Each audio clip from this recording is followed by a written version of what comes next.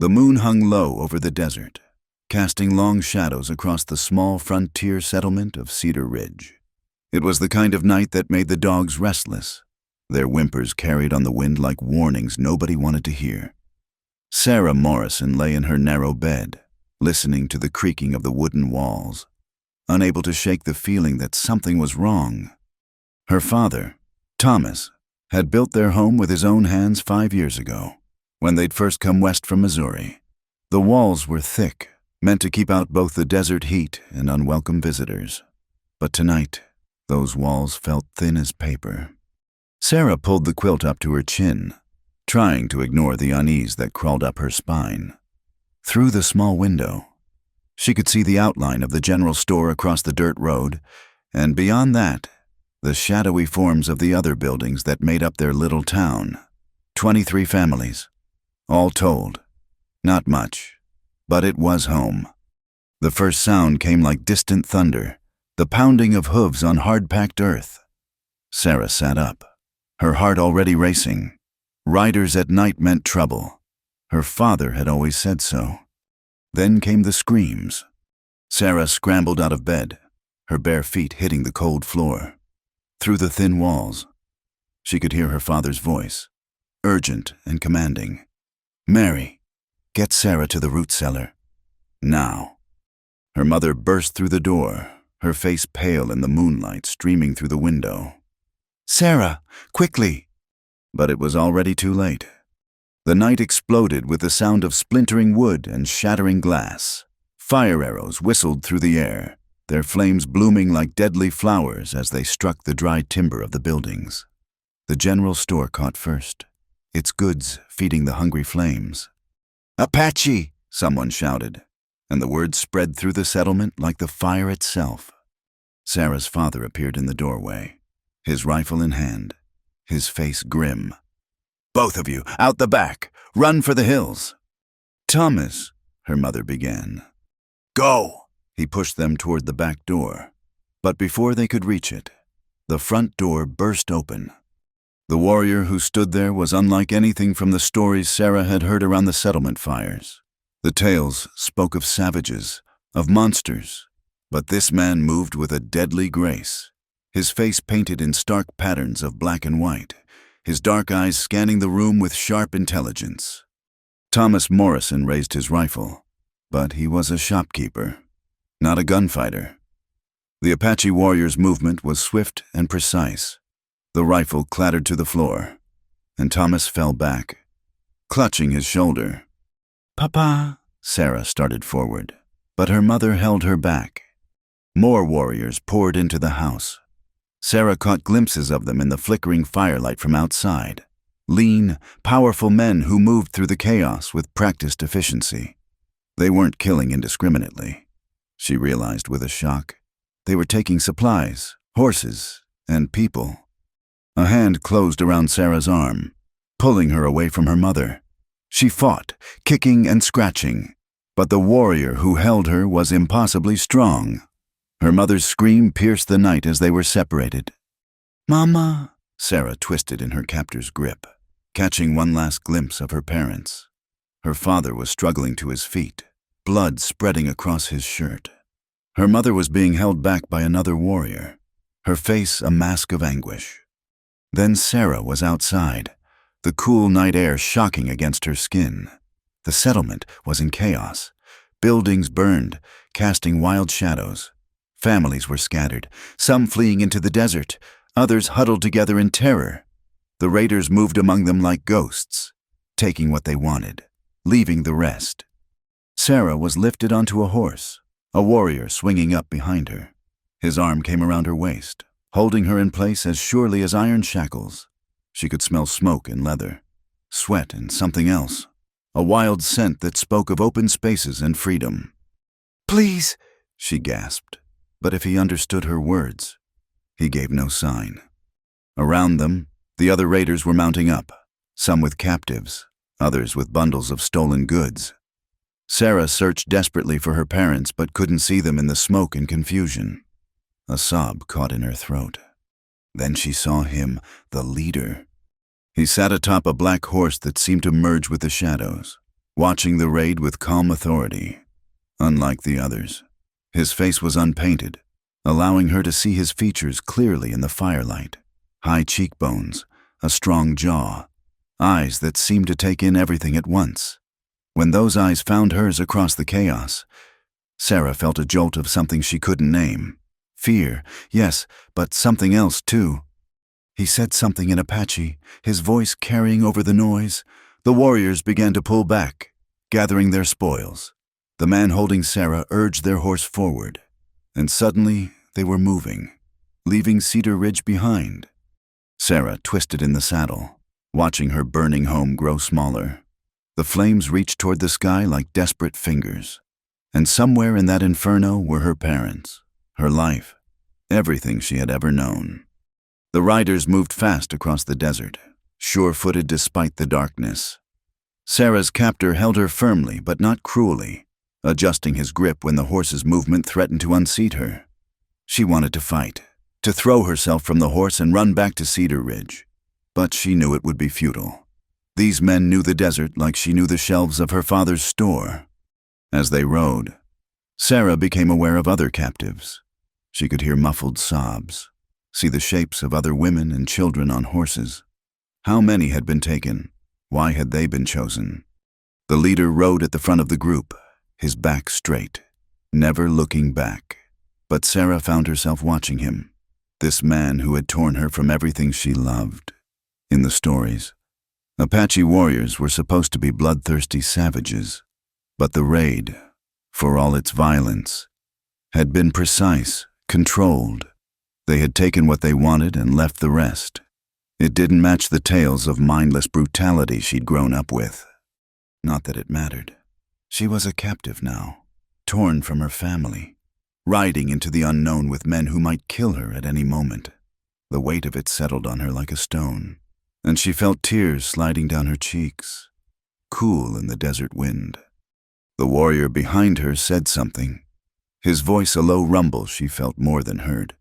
The words were foreign, but the tone was almost reassuring. She didn't understand. Why would he care if she was afraid? They rode through the night, the desert stretching endlessly in all directions. Sarah had never been this far from home, never seen the wilderness that surrounded their small settlement. It was beautiful and terrifying in equal measure. Vast expanses of sage and sand, towering rock formations that looked like ancient giants in the darkness. As dawn began to paint the eastern sky in shades of pink and gold, exhaustion overtook fear. Sarah found herself sagging in the saddle, her eyes growing heavy despite everything.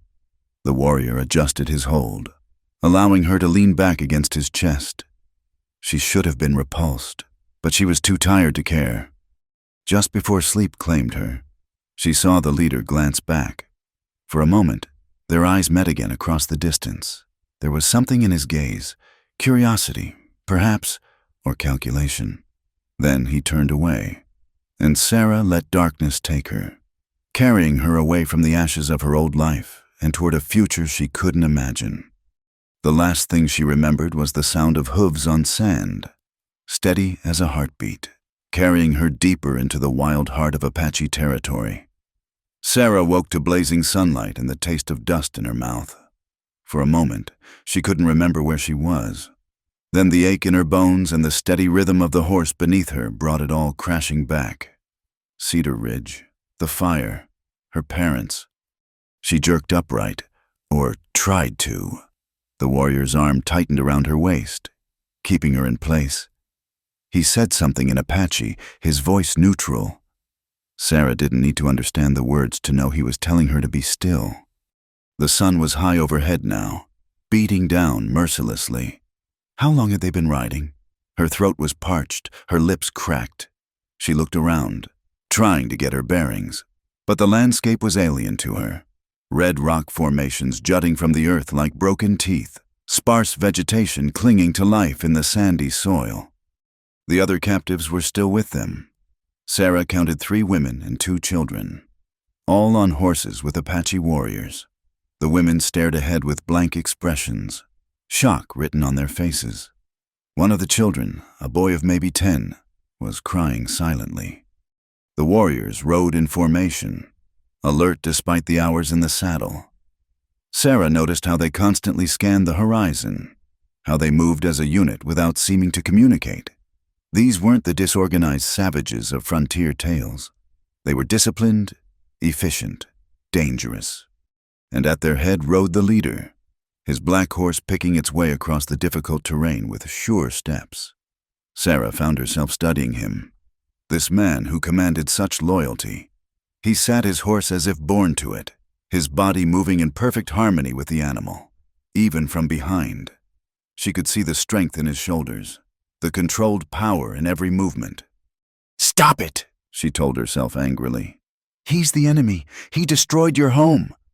The warrior behind her shifted, reaching for something. Sarah tensed, but he only produced a water skin. He held it to her lips, and she was too thirsty to refuse. The water was warm and tasted of leather, but it was the most wonderful thing she'd ever drunk.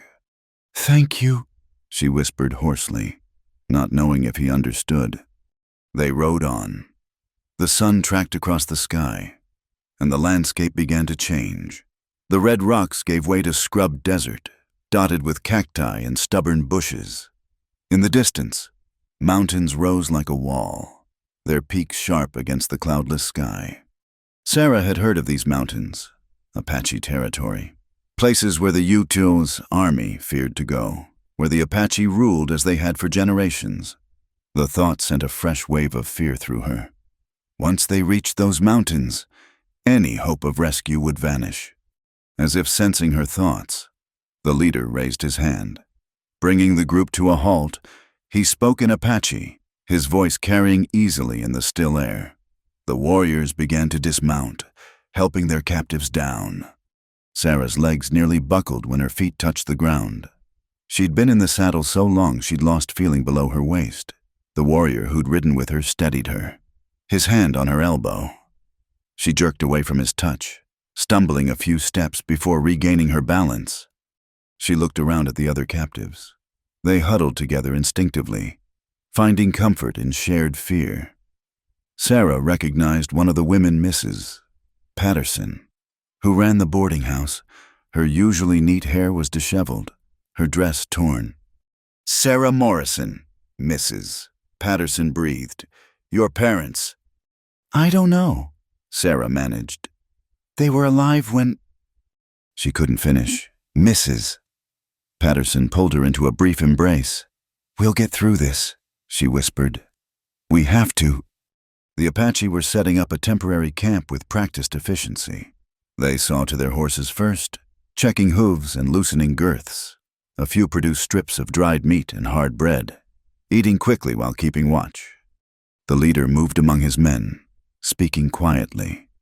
When he reached the warrior who'd carried Sarah, they exchanged words. The warrior gestured toward her, and the leader's gaze followed. Sarah forced herself to meet his eyes.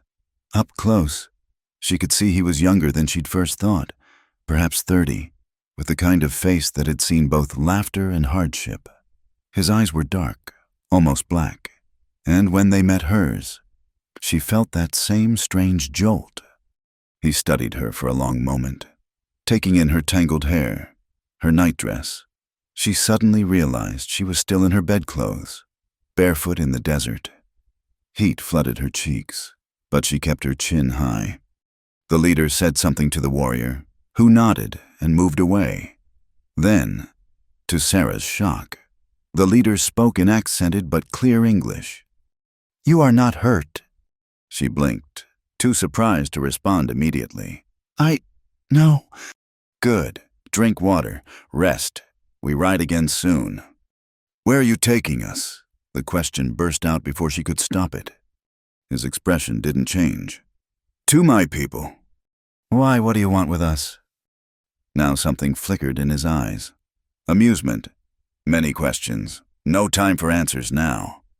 He started to turn away, but Sarah grabbed his arm. It was a foolish thing to do. She knew it the instant her fingers closed on his bare skin. The muscle beneath was like iron, and several warriors shifted, hands moving to weapons. But the leader only looked down at her hand, Then, back at her face, this close, she could see the scar that ran along his jaw, the sun-weathered lines around his eyes. "My parents," she said desperately. "Are they—" The man was wounded, not dead when we left.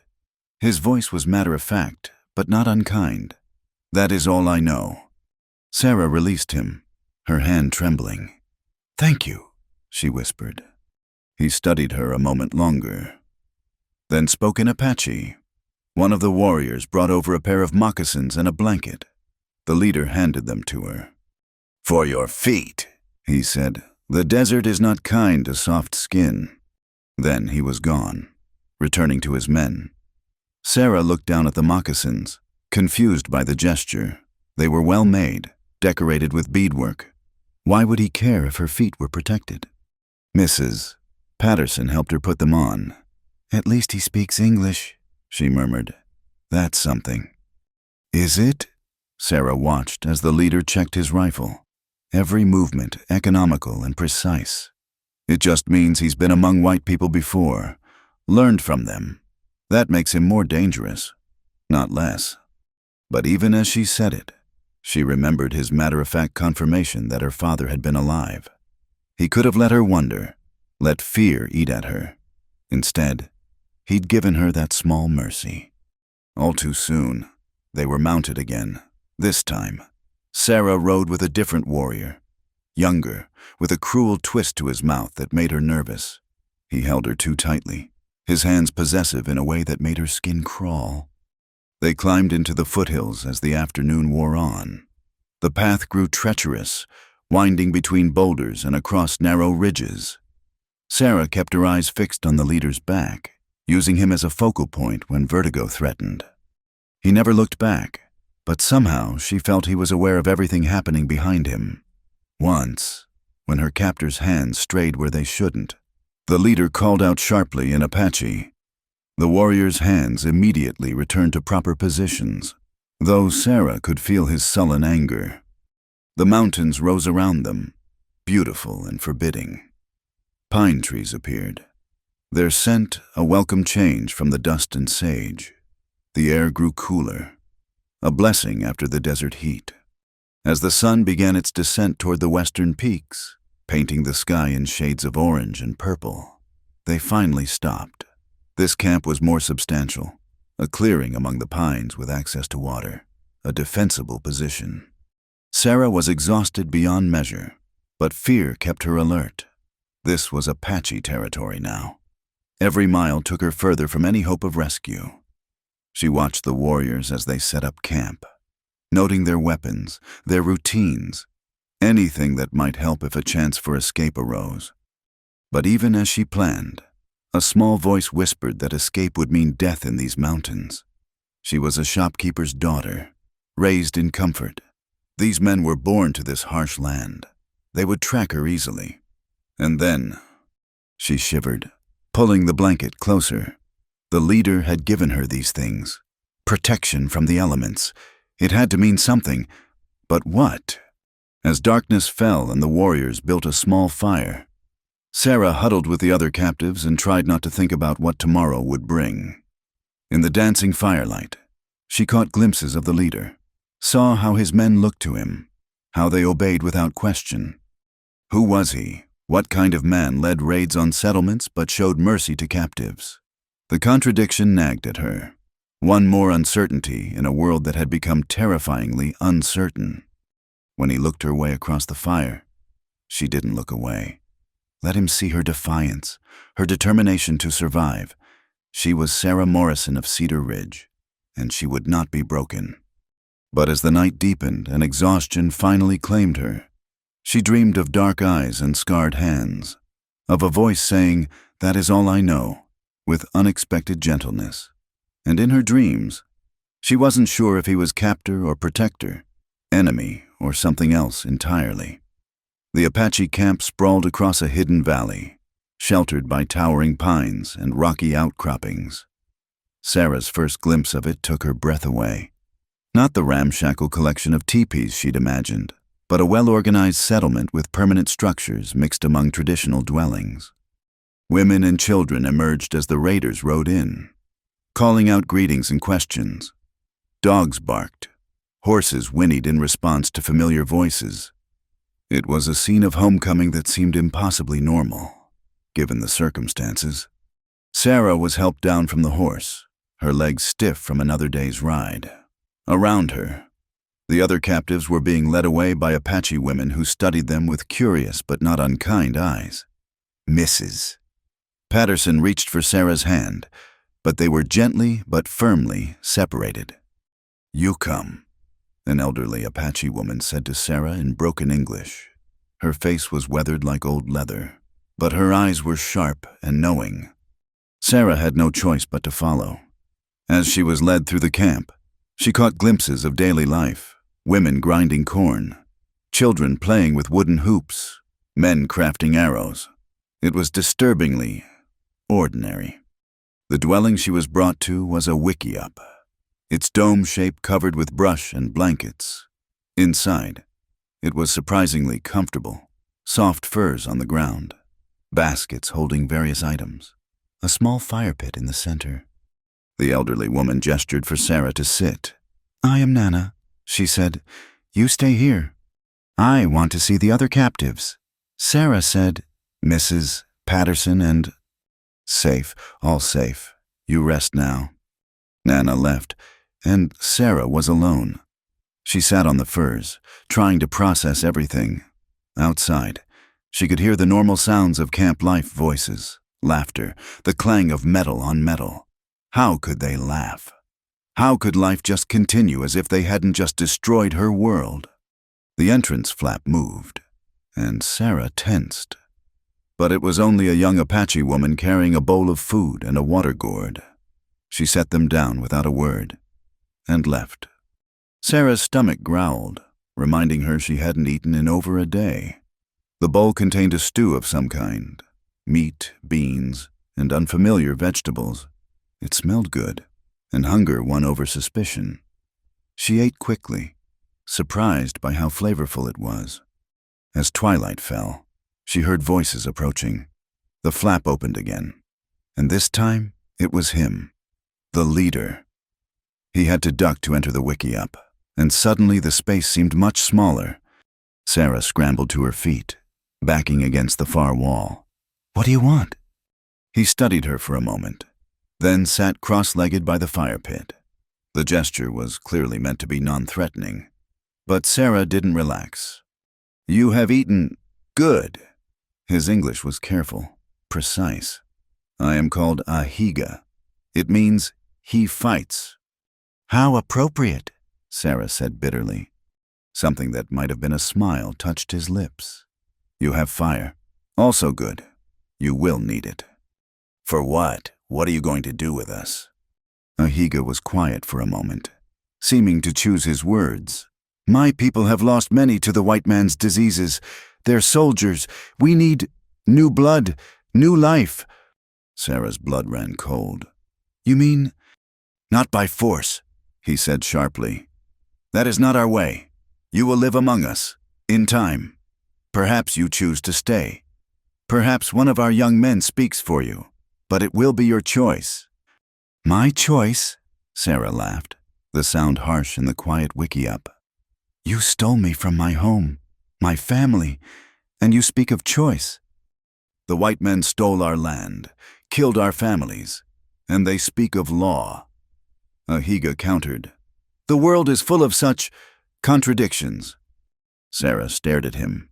"So this is revenge?" "This is survival." He leaned forward, the firelight casting shadows across his face. "Your people grow numerous as stars, mine grow few. We must adapt or vanish like smoke. By kidnapping women and children, by bringing new people into our tribe. It has always been our way. Many of our greatest warriors, our wisest women, were born to other peoples." Sarah shook her head. "I will never choose this, never choose you." Ahiga stood in one fluid movement. "We shall see." At the entrance, he paused. "Your father lives. Word came today from our scouts. He recovers from his wound." Then he was gone. leaving Sarah to grapple with a mixture of relief and confusion. Why tell her this?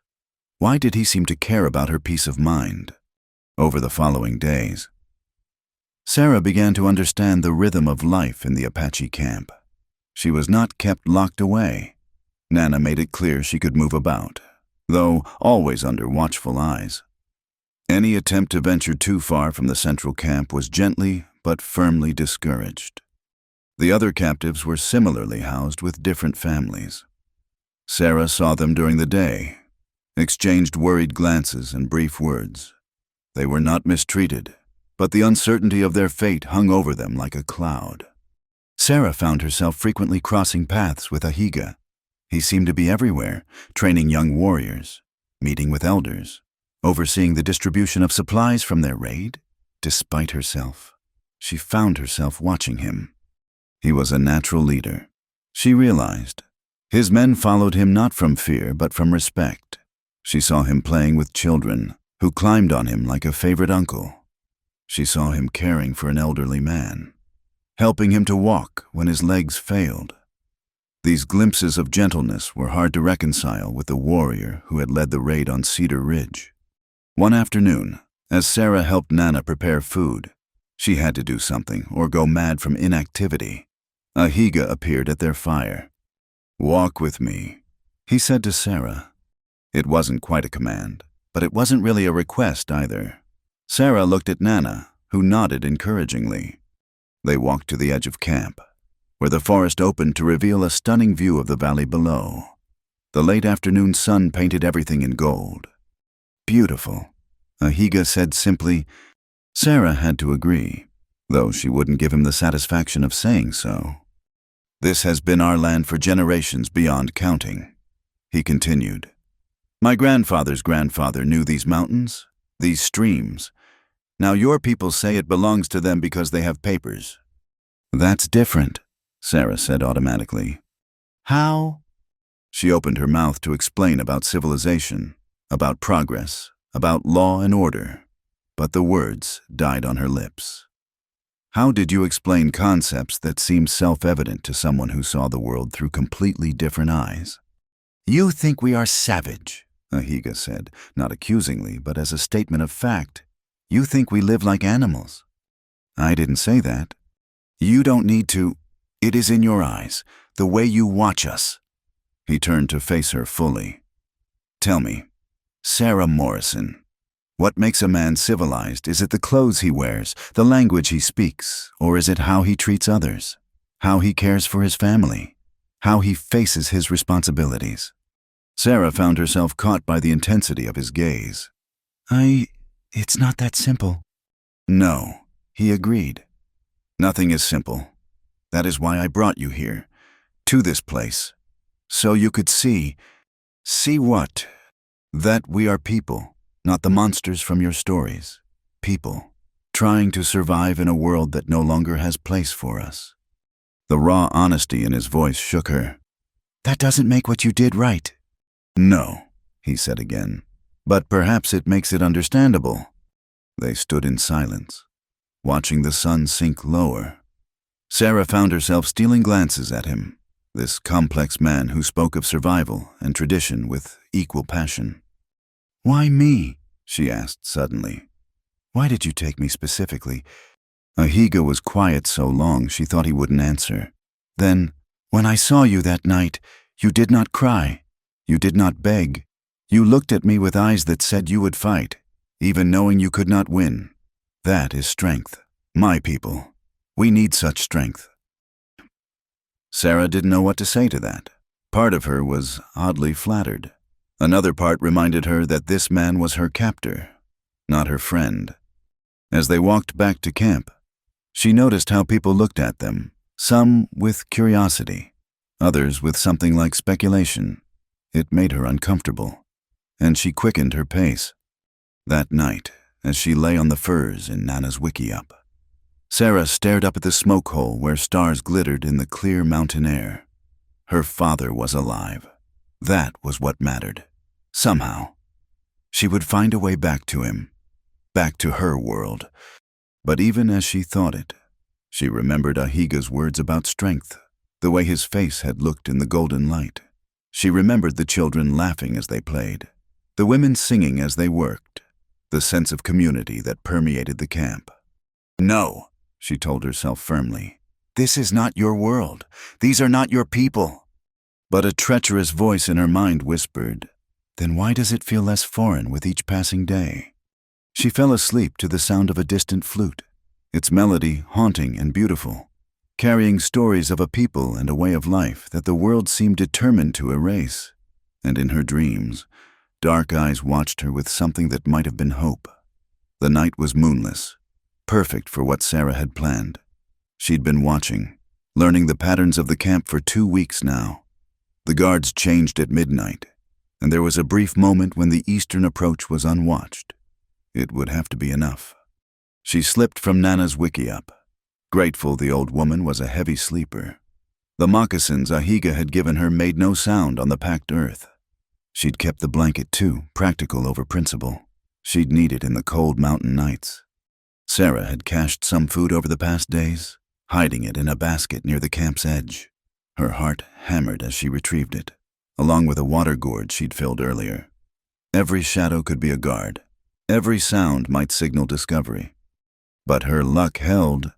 She made it to the tree line without incident, then paused to orient herself. The settlements were east, she knew that much.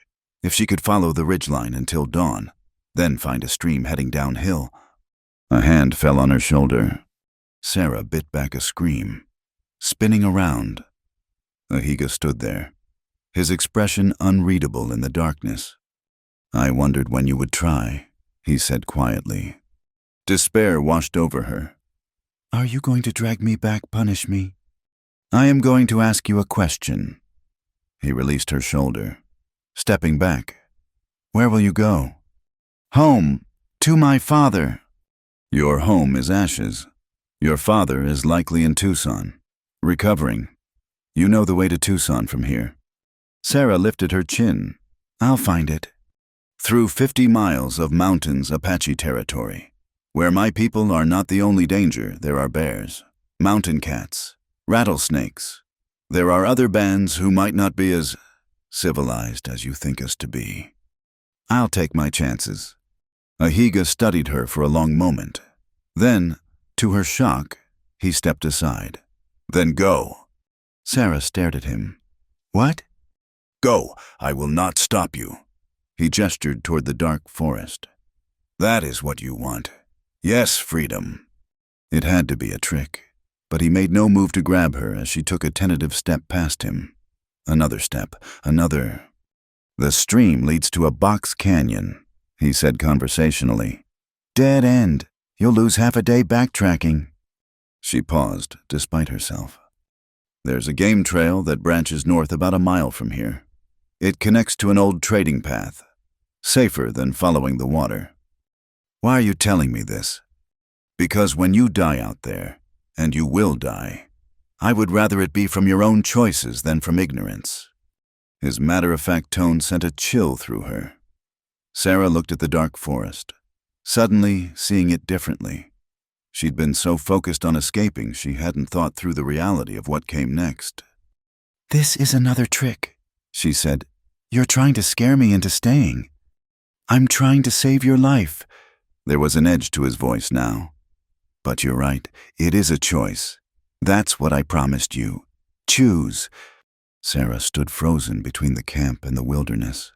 Freedom was right there, just beyond the trees, but so was death. Probably. She thought of the bear tracks she'd seen near the stream, the rattlesnake one of the children had killed just yesterday. "I hate you," she whispered. "I know." "This isn't freedom. This is another kind of cage." "Yes," Ahiga agreed simply.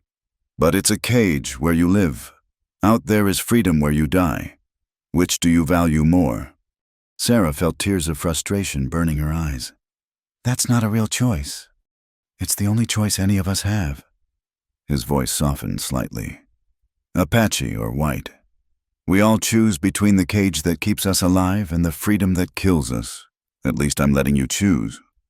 She stood there for what felt like hours, but was probably only minutes, Finally, shoulders slumping in defeat. She turned back toward camp.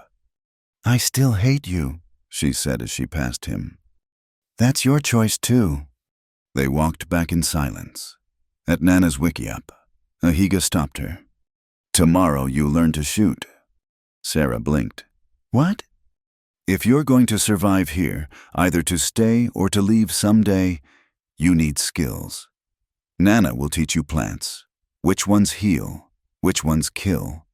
The women will teach you to prepare food that travels, how to find water, and I will teach you to defend yourself." "Why would you do that?" In the darkness, she could barely see his face, but she heard something in his voice that might have been respect. "Because you were going to try, even believing you would die. You were going to try. That courage deserves to be armed with knowledge." He left her standing there, confused and frustrated and oddly touched. The next morning, true to his word, Ahiga appeared with a rifle. Not a new repeating rifle like the warriors carried, but an older single-shot model. "This was my first gun," he said. "I was 12 winters. You're starting late." He showed her how to load it, how to sight, how to breathe. His hands corrected her stance, impersonal and instructive. When she finally fired, the recoil knocked her backward into him. He steadied her without comment. Again. By the end of the morning, her shoulder was bruised, her ears were ringing, and she'd actually hit the target twice. Ahiga nodded approval. "Tomorrow we do this again. Also, knife work." "I'm not going to become Apache," Sarah said. "No, you're going to become someone who survives." Over the following days, Sarah found herself caught in a strange routine. Mornings with Ahiga, learning weapons and tracking. Afternoons with Nana and the women, learning practical skills no white woman of her acquaintance possessed. Evenings by the communal fires, where she began to pick up words in Apache despite herself. The other captives watched her with mixtures of confusion and disapproval. Mrs. Patterson pulled her aside one day. "What are you doing? Child, cooperating with them." "I'm learning," Sarah said, "if we're going to escape." "We're not going to escape by becoming like them." But Sarah had stood at the edge of that dark forest. She knew better now. Escape would take more than opportunity. It would take skill, knowledge, preparation. Let the others think she was giving in. She knew better. One evening, as she cleaned the rifle under Ahiga's supervision, he said, "You would have made it 3 miles, maybe 4. Sarah looked up. "What?" "That night, before something killed you. 3 miles, maybe 4. You move well for a white woman, but you don't know how to read the forest." "And now," he considered, 5 miles, maybe 6. "Despite everything." Sarah felt a flash of pride at the improvement, then caught herself. What was she doing, seeking approval from her captor? "Still not enough," she said. "No, but better than before." That night, Sarah dreamed of freedom again, but this time, she dreamed of earning it, not through luck or opportunity, but through becoming someone capable of seizing it. And in her dream, dark eyes watched with something that looked almost like pride. She woke confused and unsettled. The line between captive and student was blurring. The line between captor and teacher was already blurred beyond recognition. She thought of Ahiga's hands positioning her arms to hold the rifle, patient and sure. She thought of his voice in the darkness. Choose. What happened when the cage became comfortable, when the teacher became... what? She didn't have words for what Ahiga was becoming to her. "Enemy," her mind supplied firmly. "He's still the enemy." But enemies didn't teach you to survive. Enemies didn't step aside and offer you the freedom to die. Sarah stared up the smoke hole, watching dawn light creep across the sky. Somewhere out there was her father, her old life, but between here and there lay miles of wilderness she wasn't yet equipped to navigate. "Soon," she whispered to herself. "Soon I'll be ready." But even as she said it, she wondered if she was lying to herself, because each day that passed, each skill learned, Each word of Apache understood. She felt the world she'd known growing more distant, and this world, Ahiga's world, becoming more real. It was another kind of captivity, perhaps more dangerous than chains. The captivity of beginning to understand your captor, of seeing him as human, of finding unexpected purpose in unwanted circumstances. Sarah closed her eyes, gripping the blanket he'd given her that first day. Tomorrow she would learn. She would grow stronger. She would become someone who could survive. Whether that someone would still want to leave, that was a question she wasn't ready to answer. The morning mist clung to the pines as Sarah made her way to the stream. It had become her routine, rising before dawn to fetch water, enjoying the brief solitude before the camp stirred to life. 2 months had passed since her failed escape attempt, and the rhythm of Apache life had become oddly familiar. She knelt by the water's edge, filling her gourd, when she heard children's laughter. A group of young ones burst through the trees, chasing each other in some elaborate game. They stopped short when they saw her, suddenly shy.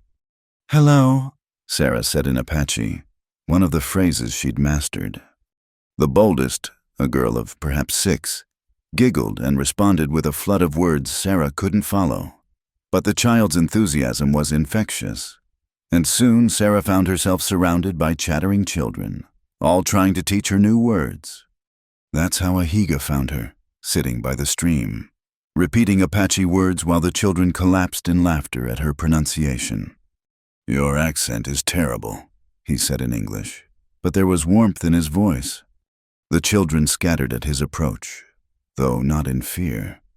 The little girl grabbed his hand, chattering excitedly about the funny white woman. Ahiga listened gravely, nodding as if she were reporting matters of great importance. "She says you have the tongue of a bear, clumsy but trying hard," he translated. Sarah felt heat rise in her cheeks. "I'm doing my best."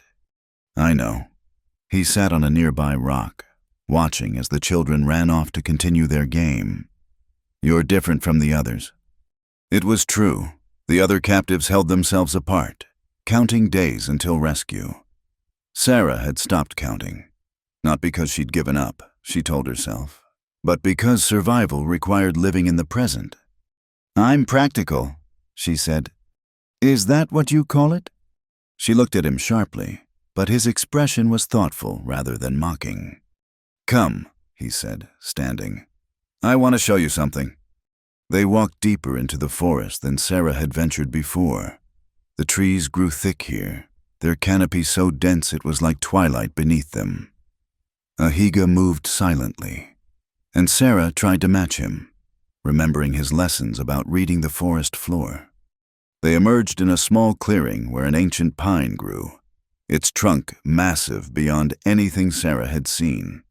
Symbols were carved into the bark, some fresh, others so old they were barely visible. "This is our memory tree," Ahiga said. "Each symbol tells a story: births, deaths, great hunts, terrible winters, the history of my people, written here." Sarah moved closer, tracing a weathered symbol with her finger. "How old?" "This one, my grandfather's grandfather carved it. It tells of a winter so harsh the deer walked into camp, too weak from hunger to fear us." She found herself captivated by the living history before her. Each symbol represented lives lived, struggles survived. "And this one," she pointed to a fresher carving. Ahiga's face changed, becoming shuttered. "My wife. She died 3 winters ago. The white man spotted sickness." Sarah's hand dropped. She'd wondered why a man of his standing had no woman, no children playing at his fire. "I'm sorry. Many died that winter. Children, elders." His voice was steady, but she heard the pain beneath. "Your people brought the sickness, though they didn't mean to, just as they don't mean to destroy us when they take our hunting grounds. Intent doesn't change the result." "Is that why you took us revenge?" "I told you before, survival, not revenge. My wife is gone. My children were never born. But my people remain. We must continue, even if it means..." He gestured back toward camp. Even if it means stealing women, even if it means offering a new life to those whose settlements push us from our lands. He turned to face her fully. Tell me, Sarah Morrison, what waits for you in your world? Marriage to a shopkeeper, a life measuring flour and counting coins. The question stung because it was too close to truth. Before the raid, her father had been negotiating with Samuel Henderson, the banker's son. A good match, everyone said. Stable, respectable, dull. That's not your concern, she said stiffly. No, I'm offering you a different life. Hard, yes, dangerous sometimes, but free in ways your world would never allow. As what your captive, your wife. The last word came out bitter. Ahiga shook his head. As yourself. That's what you don't understand. Apache women own their own property, make their own choices. They can divorce a worthless husband, lead war parties if they have the skill, speak in council if they have wisdom. Can your women do this? Sarah had no answer. She thought of her mother, always deferring to her father, needing his permission for any purchase beyond household necessities. They stood in silence among the carved memories. Finally, Ahiga spoke again. I should tell you, there has been word from the eastern settlements. Soldiers are looking for you. Sarah's heart leapt. My father, leading them, despite his wound, a determined man. When, how close? Weeks away, if they come at all. These mountains are vast, and we know them. They don't. He paused. But you should know. You still have choices to make. That evening, Sarah sat with Nana, helping prepare the evening meal. The old woman had become a strange sort of grandmother to her, teaching with patience and unexpected affection. You're troubled, Nana observed in her careful English. Sarah told her about the soldiers, about her father searching. Nana listened, stirring the pot. And what troubles you that they come, or that they might not find you? The question was too perceptive. Sarah didn't answer. I was taken young, Nana said. Mexican, not white, scared, angry like you. But I found life here, good life. Husband who respected me, children who grew strong. Now I'm old, and when I die, they'll put my symbol on the memory tree. It's not the same. You didn't have a choice. No, I could have run, could have refused to eat, to live, could have held hate in my heart until it poisoned me. I chose different. She patted Sarah's hand. You think choice means easy options. It doesn't. It means deciding who you become when life is hard. That night, there was a celebration, a young couple announcing their marriage. Sarah watched from the edges as the camp came alive with music, dancing, laughter.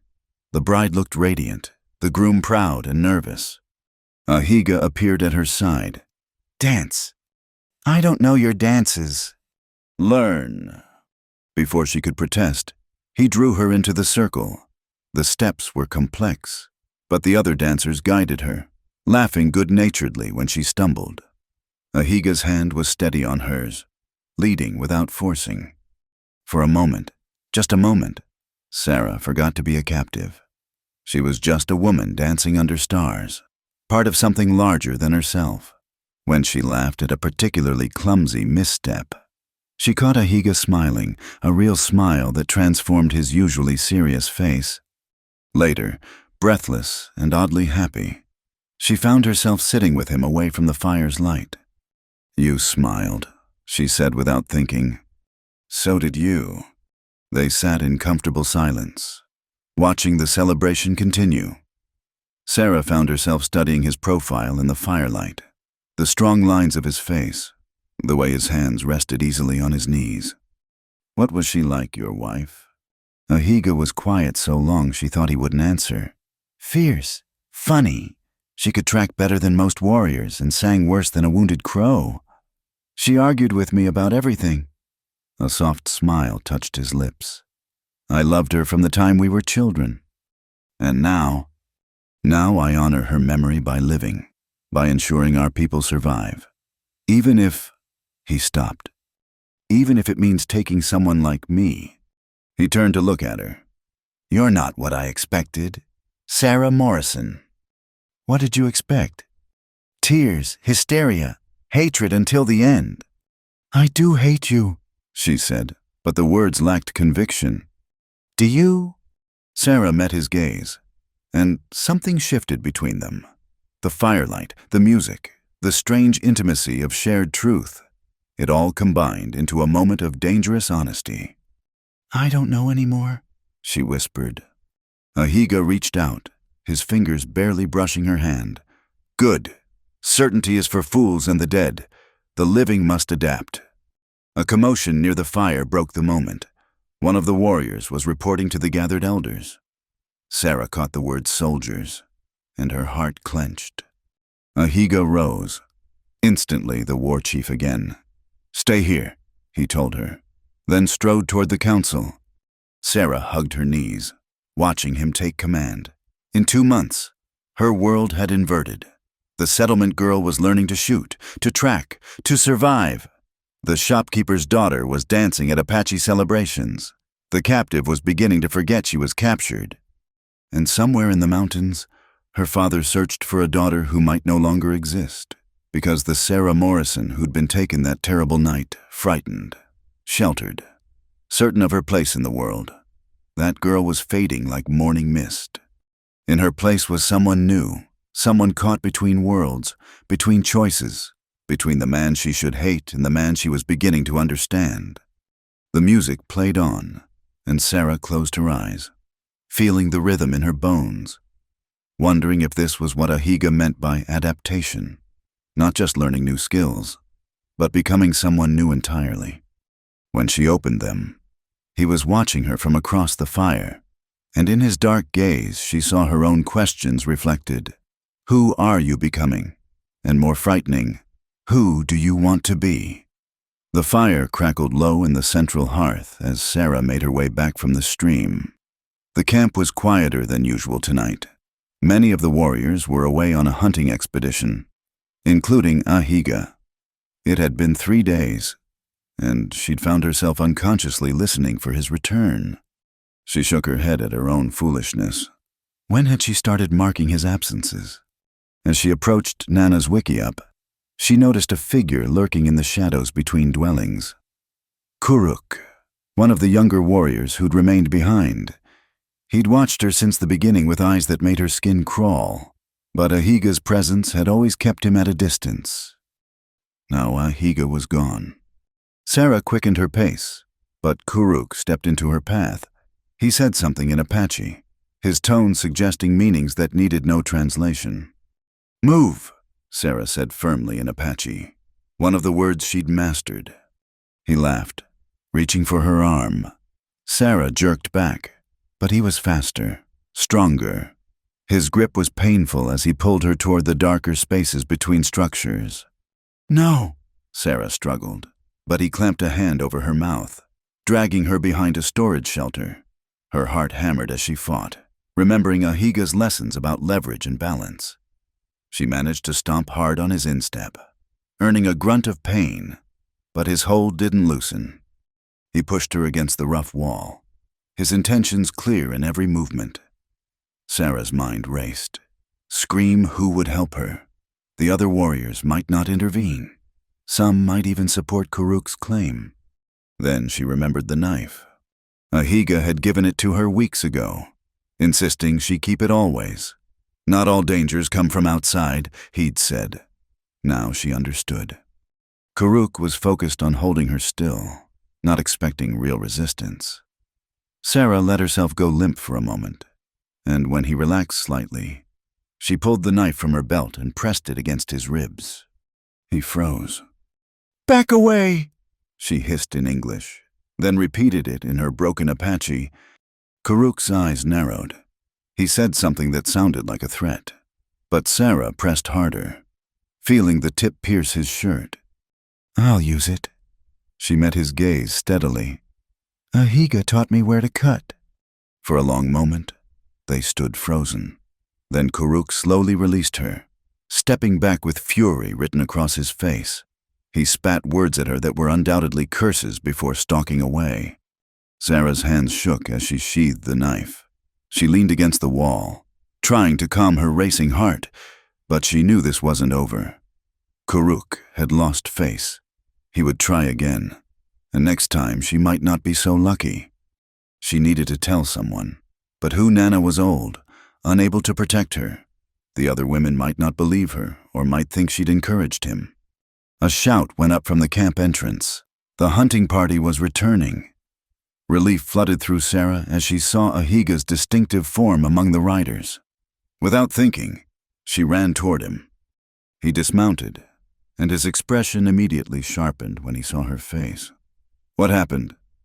The words tumbled out. Kuruk, the attack, the knife! As she spoke, Ahiga's face grew darker, more dangerous than she'd ever seen it. Where? His voice was deadly quiet. Behind the storage shelter. But I'm fine, He was already moving. Sarah followed, along with several other warriors who'd overheard. They found Kuruk near the young men's fire, boasting about something with wide gestures. Ahiga didn't waste words. He grabbed Kuruk by the throat, lifting him bodily and slamming him against a post. The entire camp seemed to freeze. Ahiga spoke in rapid Apache, his voice carrying clearly. Sarah caught only fragments, her name, words that sounded like protection and honor and punishment. Kuruk tried to respond, but Ahiga's hand tightened, cutting off his words. Then, loud enough for all to hear, Ahiga spoke in English. She is under my protection. Any who touch her answer to me. He looked around the gathered crowd. This is known. Murmurs of agreement rippled through the watchers. Ahiga released Kuruk, who fell gasping to the ground, but he wasn't finished. He drew his knife, and for a terrifying moment Sarah thought he would kill the younger warrior. Instead, he made a swift cut across Kuruk's face, not deep, but it would scar. So all know your shame, Ahiga said. Then, to the crowd, he hunts alone for 1 moon. If he returns before, I kill him myself. Kuruk slunk away, holding his bleeding face. The crowd dispersed, but not before many of the women gave Sarah approving nods. She'd defended herself. That meant something here. Ahiga turned to her, his anger fading to concern. You're hurt? No, just shaken. Show me where he touched you. It wasn't a request. Sarah led him back to the shelter, showed him the marks on her arms where Kuruk had gripped her. Ahiga's jaw tightened. I should have killed him. Why didn't you? Because you fought. You proved your strength. To kill him after would suggest you needed me to save you. He met her eyes. You saved yourself.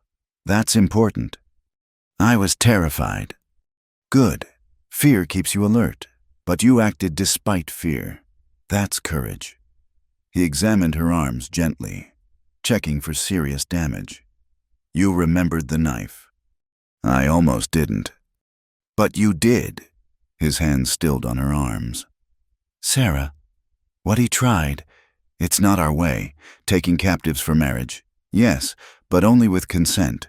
What he attempted was... I know what it was. They stood close in the darkness, his hands still on her arms. Sarah was acutely aware of his warmth, his strength, the way his presence made her feel safe. Thank you, she whispered. For the knife, for teaching me. You don't need to thank me for basic decency. In my world, not all men would see it that way. Then your world is wrong. The simple certainty in his voice made her throat tight. She looked up at him. This complicated man who'd stolen her from her home, yet armed her against his own people. Ahiga. He released her arms, stepping back. You should rest. Tomorrow we start bow training. A gun is good, but arrows are silent. Sarah watched him walk away, her emotions in turmoil. When Kuruk had grabbed her, her first thought hadn't been of escape or her father or home.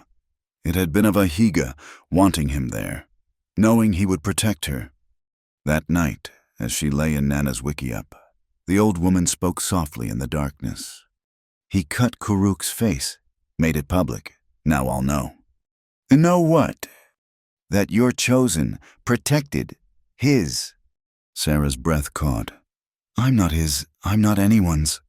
No, then why did you run to him? Why did he mark another warrior for touching you? Sarah had no answer.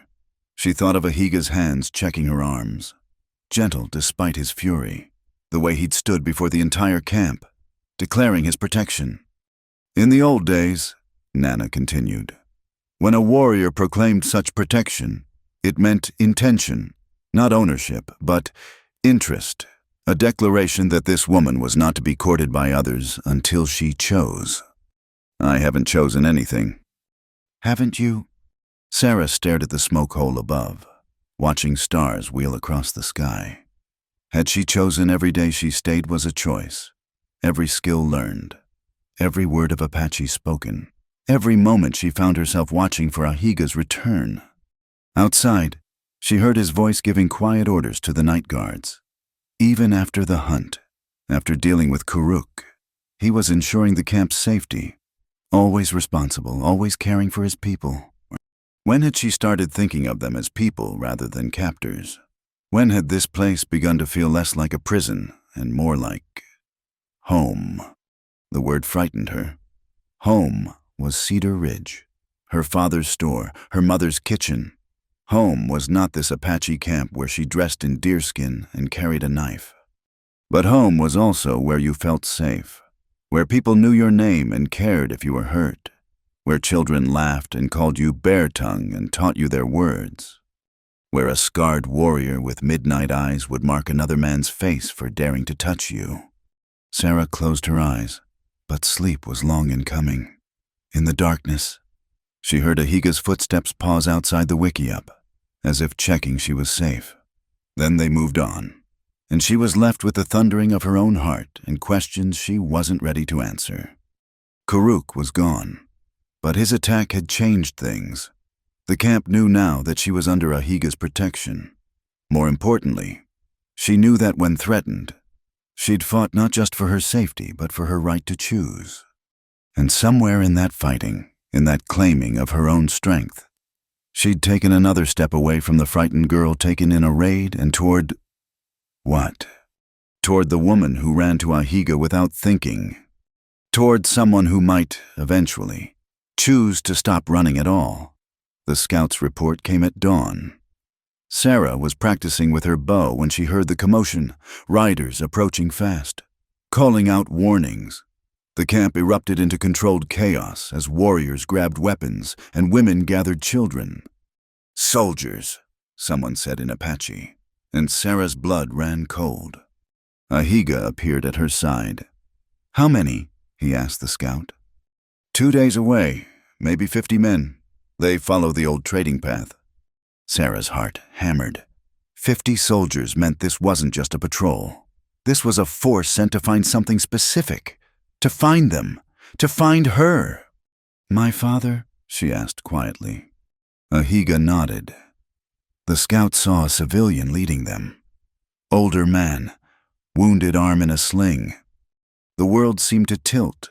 Her father, coming for her. After all these months, he hadn't given up. The thought should have filled her with joy. Instead, she felt a confusion so profound it left her breathless. We move camp, Ahiga was saying, already in war chief mode, deep into the canyon lands where horses can't follow. No. The word escaped before Sarah could stop it. Ahiga turned to her, eyebrows raised. No. His voice was carefully neutral. Sarah's mind raced. If they ran deeper into the mountains, the soldiers would follow. There would be bloodshed. People would die, Apache warriors. Certainly, but also soldiers who were just following orders. Maybe her father… They're coming for the captives, she said. For us, if we met them, talked, maybe they take you and leave us in peace. Ahiga's expression was unreadable. You know this won't happen. They want our land. The captives are an excuse. He was right. She knew he was right. But the thought of her father out there, searching, wounded but determined… I need to think, she said.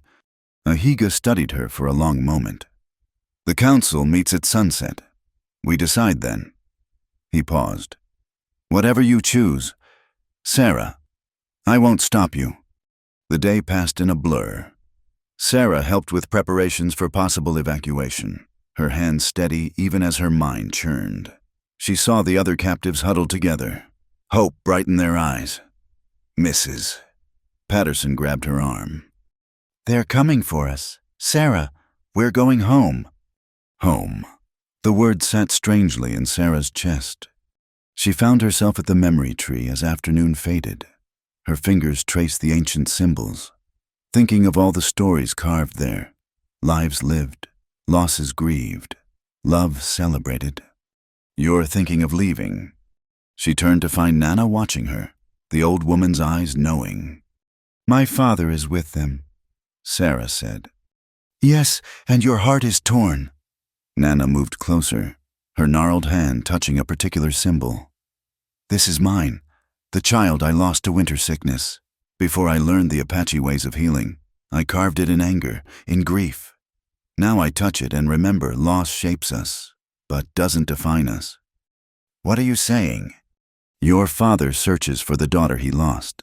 But that girl, does she still exist? Can you go back to being her? Sarah thought of her soft hands now calloused from bowstrings, her feet sure on mountain paths, her tongue speaking words in a language she'd once thought savage. She thought of dancing under stars, of children calling her bear tongue, of Ahiga's rare smiles. I don't know, she whispered. At sunset, the council gathered. Sarah was surprised when Ahiga gestured for her to join them. She sat between him and Nana, feeling the weight of many eyes. The discussion was mostly in Apache, but she understood enough. Some wanted to fight, let the soldiers come and bleed them in the canyon narrows. Others spoke for retreating deeper into the mountains. Then Ahiga stood. He spoke in Apache first, then switched to English for her benefit. The soldiers come for our captives. This is their claim, but we know they want more. Our hunting grounds, our water, our sacred places. He looked around the circle. I say we give them a choice. Meet them in the valley.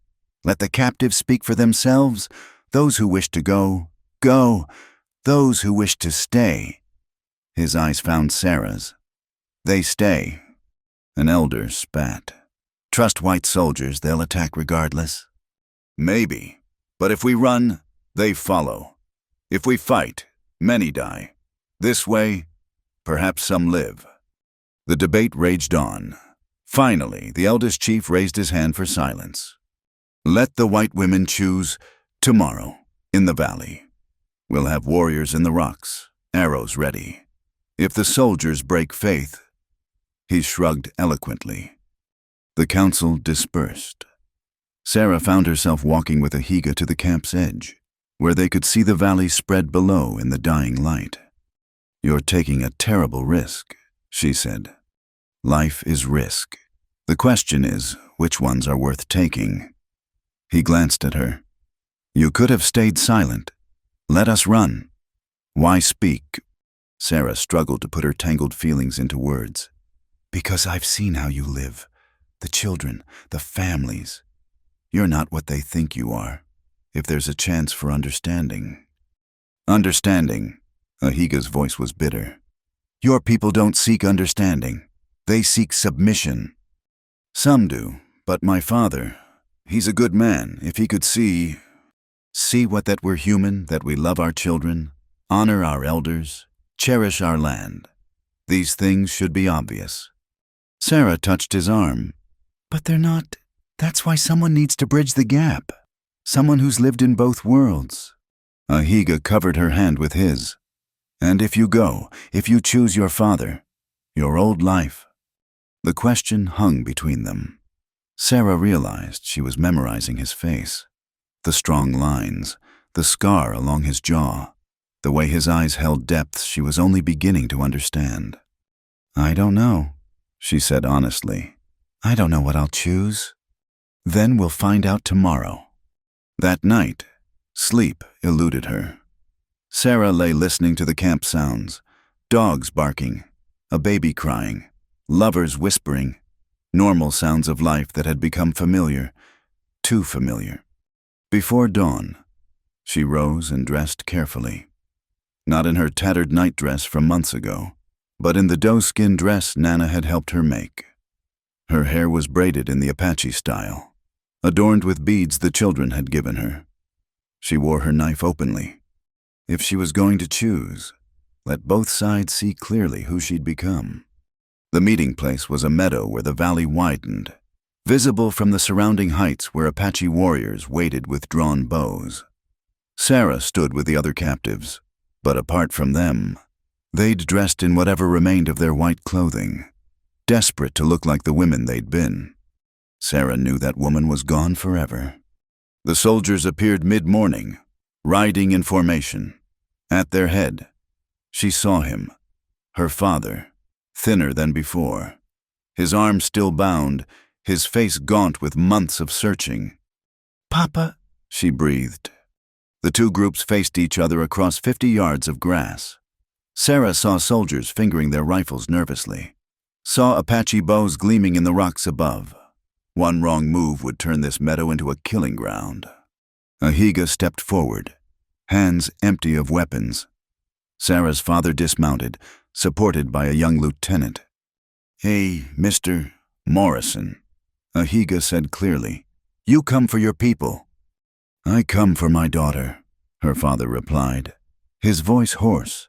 "And the others stolen from us." "Not stolen, taken. As your people take our land, our game, our future." Ahiga's voice was calm. "But come, let them choose." Sarah's father's eyes searched the group of women, widening when they found her.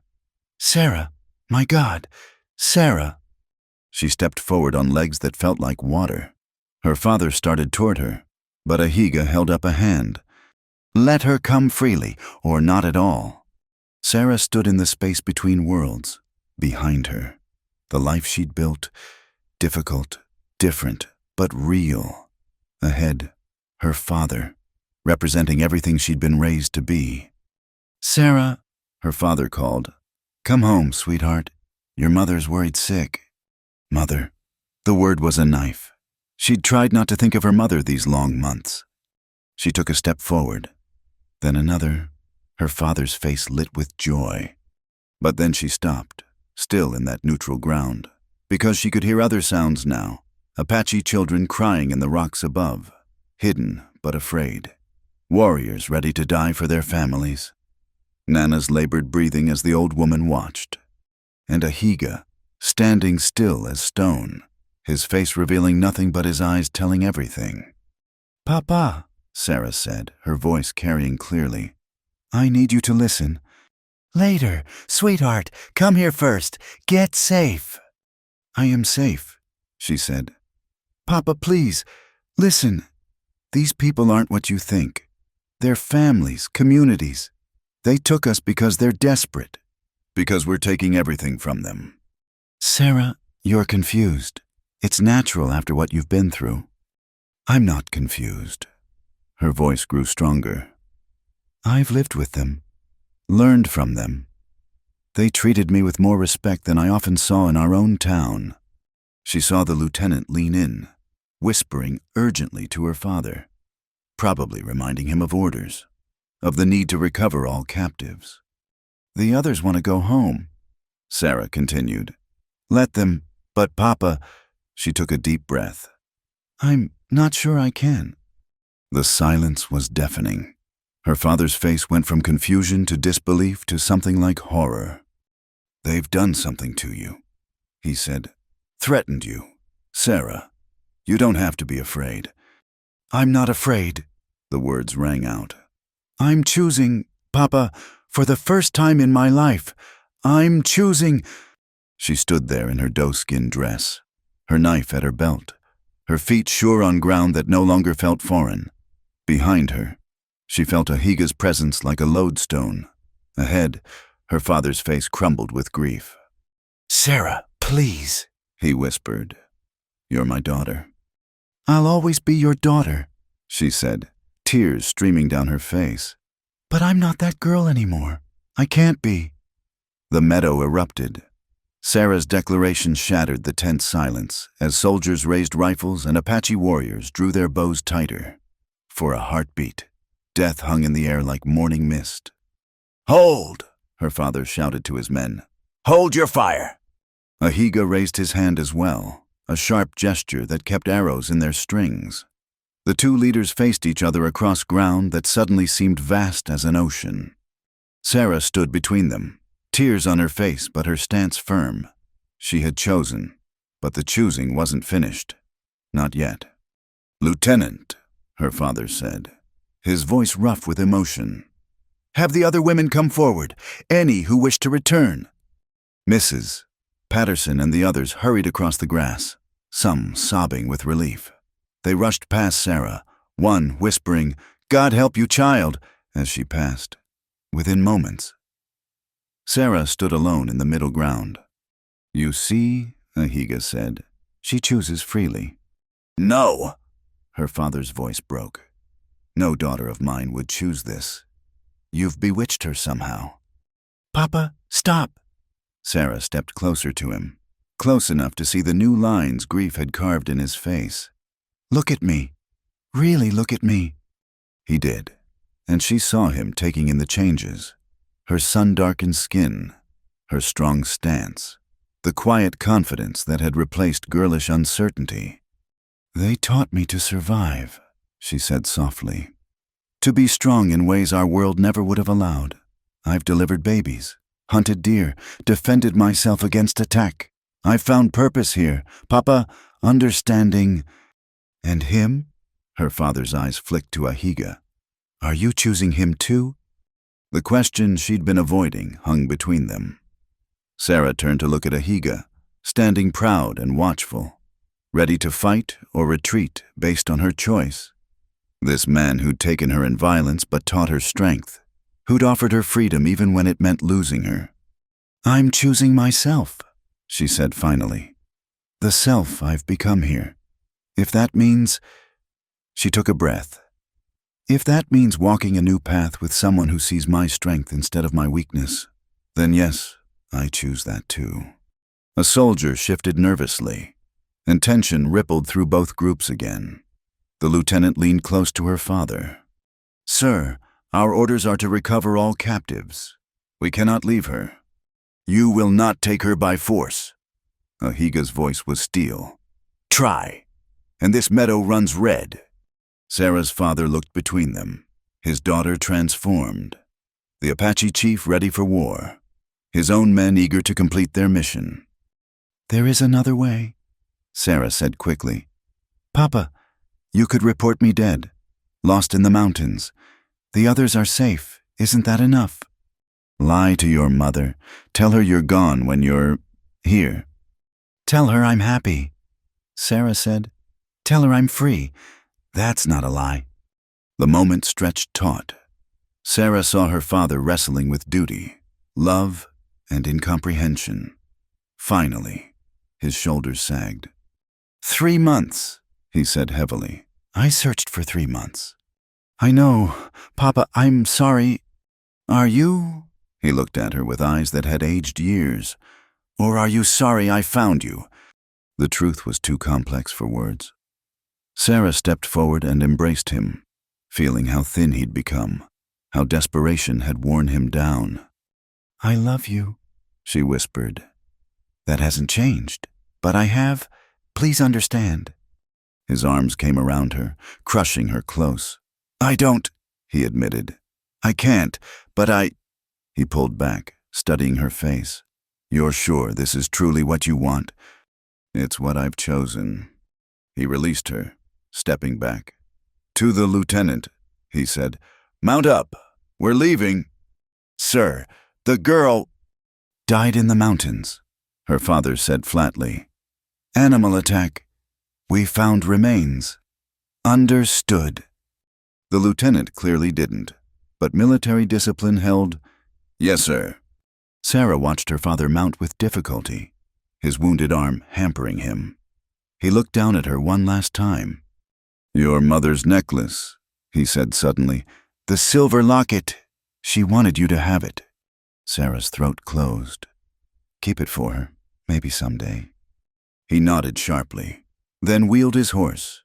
The soldiers followed, the rescued women clutching their rescuers. Sarah stood watching until they disappeared into the tree line. Only then did she realize she was shaking. Strong arms encircled her from behind, a higa solid and real. "You chose a hard path," he said quietly. "I chose the only path I could walk and remain myself." They stood together as Apache warriors emerged from the rocks, weapons lowered. The immediate danger had passed, but Sarah knew this was just the beginning. Her choice would ripple outward like stones in water. That evening, the camp celebrated their survival. No blood had been shed. The soldiers were gone, and most importantly to them, Sarah had chosen to stay. She found herself the center of attention, women embracing her, warriors nodding respect, children climbing on her lap to hear the story. But Sarah sought solitude as darkness fell, finding her way to the memory tree. She needed to think, to fully grasp what she'd done. She'd cut herself off from her past, chosen a future her own people would never understand. A higa found her there. Of course he did. "Regrets?" he asked, settling beside her. "Questions," Sarah admitted. "So many questions." "Such as, what happens now? Your people accept me for now. But will that last? What about children who might come? How do I honor my past while embracing this future?" All good questions. A higa said, none with easy answers. "That's not helpful." "The truth rarely is." He was quiet a moment. "I have questions too." Sarah looked at him, surprised. He always seemed so certain. "You stood between us today." He continued, "Your father and me, your old life and new, you chose to stay. But Sarah," he turned to face her fully, "did you choose me or just this life?" The vulnerability in his voice undid her. This proud warrior chief, uncertain of her heart. "When Kuruk attacked me," she said slowly, "I fought because you taught me how. When I was afraid, I thought of you. When I had to choose today, I looked at you and saw." She paused, searching for words. "I saw home, not the place, but the person who makes any place home." A higa's hand found hers. "You know it won't be easy. My people will test you. Some will always see you as white, outsider, and if war comes, then I'll face it as I've faced everything else, with the skills you taught me and the strength I've found." She squeezed his hand. "I'm not afraid of hard.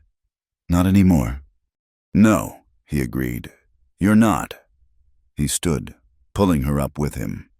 "Come, there's something I must do." He led her back to the camp center, where people still gathered around fires. At their approach, conversation stilled. A higa spoke in Apache, his voice carrying clearly. Sarah understood enough. He was making a formal declaration, speaking of choice and courage, of strength recognized and honored. Then he switched to English, for her benefit and to make his meaning absolutely clear. "This woman came to us as a captive. She stays as one who is chosen. I speak for her place among us." He looked around the assembled people. "And I speak for more. Sarah Morrison. I offer you my fire, my protection, my life joined with yours. Will you accept?" Sarah's breath caught. She knew enough of Apache custom to understand. This was a proposal, a public declaration of intent.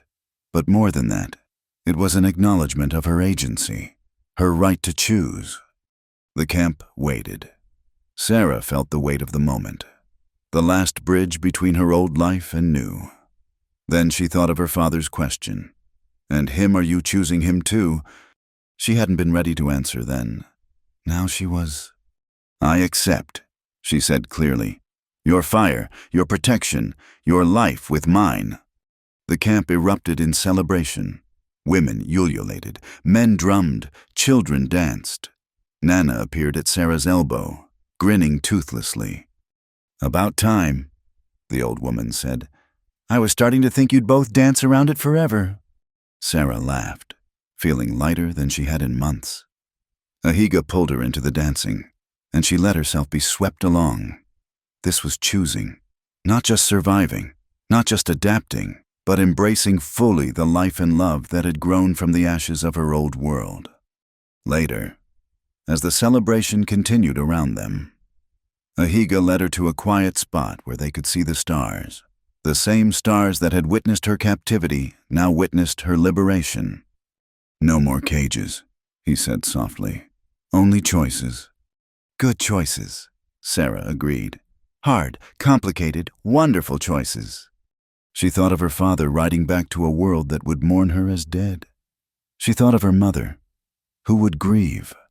That pain was part of her choice too, and she would carry it always. But she also thought of Apache children calling her aunt, of skills learned and strength discovered, of a man who saw her truly and loved what he saw. She thought of freedom defined not by absence of bonds, but by the right to choose which bonds to accept. The desert wind whispered through the pines, carrying the scent of sage and possibility. Sarah Morrison was gone, the shopkeeper's daughter buried with her father's report. In her place stood something new, a woman between worlds who had chosen to build a bridge rather than burn it, who had found in captivity the key to her own liberation. A woman who would face tomorrow with bow in hand and love in heart, ready for whatever challenges her chosen path might bring. The stars wheeled overhead, eternal witnesses to human choices, as Sarah stepped into her new life with eyes wide open and spirit finally, truly free. Thank you for listening to this Wild West love story. I hope Sarah's journey touched your heart as it did mine. Where are you listening to this tale? Please share in the comments below. I'd love to know if you're by a cozy fireplace, on your daily commute, or perhaps under the stars like Sarah. Don't forget to subscribe to the From Wild West channel for more stories of love, courage, and the untamed American frontier. What did you think of Sarah's choice? Would you have stayed or returned home? Share your thoughts. Your comments help these stories reach more listeners who love tales of the Old West. Happy trails, partners,